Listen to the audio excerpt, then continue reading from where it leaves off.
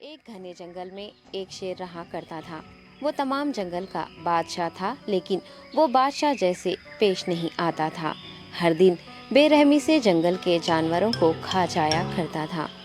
شیر کے خوف سے جنگل کے جانور چھپ جایا کرتے تھے اور خود اپنی بھوک و پیاس کو مار کر سخت مشکلات سے دوچار ہونے لگے تھے۔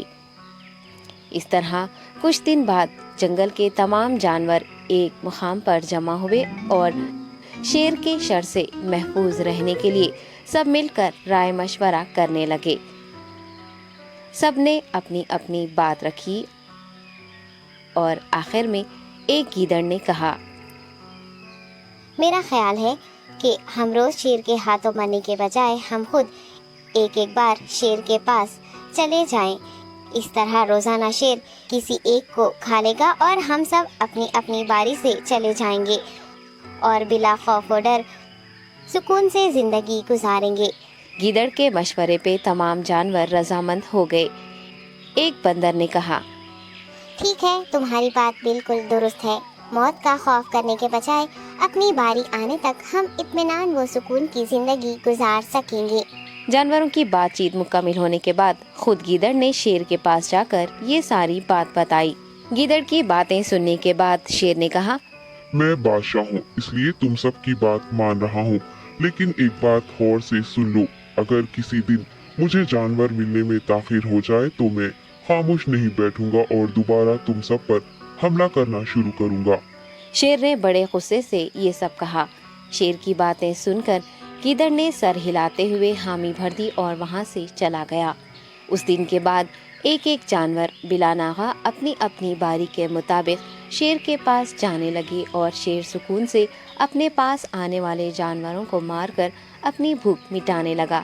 یہ معاملہ ایسے ہی چل رہا تھا اور ایک دن شیر کے پاس جانے کی باری ایک خرگوش کی آئی۔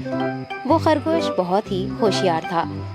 اسے شیر کے پاس جانا منظور نہیں تھا اور اس نے اپنے ساتھی جانوروں کو بے رحمی سے مارنے والے شیر کو سبق سکھانے کی ٹھان لی اور ایک اچھی تدبیر نکال کر آہستہ آہستہ شیر کی گفا کے پاس پہنچ گیا۔ تاخیر ہو جانے سے شیر کافی غصے میں تھا اور خرگوش کو دیکھ کر غصے سے کہنے لگا، میں نے تم سب کو پہلے ہی کہہ دیا تھا، دیر ہو جائے تو میں خاموش نہیں بیٹھوں گا۔ تم نے وعدہ خلافی کی ہے، اس لیے میں جنگل جا کر من چاہے جانور کا شکار کر کھا جاؤں گا۔ تب خرگوش نے شیر سے کہا، معاف کر دیجیے بادشاہ سلامت، غلطی ہو گئی اور اس کا ایک واجب سبب ہے۔ اطمینان رکھیے، میں بیان کرتا ہوں، آپ سنیے اور اس کے بعد آپ آرام سے مجھے مار کر کھا لیں۔ شیر نے پھر غصے سے کہا، وہ کیا بات ہے، جلدی بتاؤ۔ خرگوش نے کہا، بادشاہ سلامت، میں آپ کے پاس آ رہا تھا اور راستے میں مجھے ایک شیر مل گیا اور مجھے مارنے کے لیے آگے بڑھنے لگا۔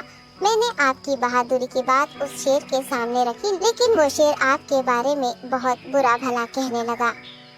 یہ سن کر میں نے غصے سے کہا، تم ہمارے جنگل کے نہیں ہو، ہمارے بادشاہ کے بارے میں ایسی باتیں مت کہو۔ یہ سن کر وہ شیر مجھ پر حملہ کرنے کے لیے تیار ہو گیا۔ یہ دیکھ کر میں نے کہا، تم مجھے مارو گے تو ہمارے بادشاہ تمہیں ہرگز نہیں بخشیں گے۔ تب اس شیر نے کہا، تمہارا بادشاہ میرا کیا کر لے گا؟ میں نے کئی ہاتھیوں کو اپنے پنجے سے مار گرایا ہے۔ تمہارا بادشاہ ہو یا کوئی اور ہو، میرے ہاتھوں بچ نہیں سکتا اور میرے سامنے کوئی ٹک نہیں سکتا۔ میں اسے ختم کروں گا۔ یہ سب بدتمیزی کرنے لگا۔ میں نے اس شیر سے کہا، تم ہمارے بادشاہ سے آ کر بات کرو۔ تب اس نے فخر سے کہا، میں کیوں آؤں؟ تمہارے بادشاہ میں دم ہے تو اسے ہی یہاں لے کر آؤ۔ یہ کہہ کر مجھے دبانے لگا۔ بادشاہ سلامت، اسی لیے آنے میں تاخیر ہو گئی۔ یہ سنتے ہی شیر غصے سے کہنے لگا، چلو ابھی چلتے ہیں، اسے ختم کر دوں گا۔ یہ سننے کے بعد خرگوش نے شیر کو جنگل کے درمیان موجود ایک کنویں کے پاس لے گیا۔